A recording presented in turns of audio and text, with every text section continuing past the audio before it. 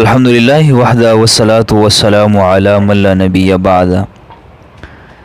معزز سامعین کرام، نن زستاسو په وړاندې یو ډېره ښایسته وظیفه پیش کوم.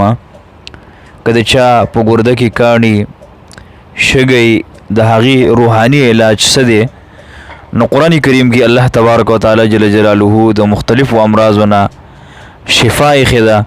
که موږ او تاسو د قرآن کریم دغه شفا معلومه کړو او په عمل کې راولو، الله تبارک وتعالی جل جلاله به د ډېرو بیماریانو نه موږ خلاص کړي.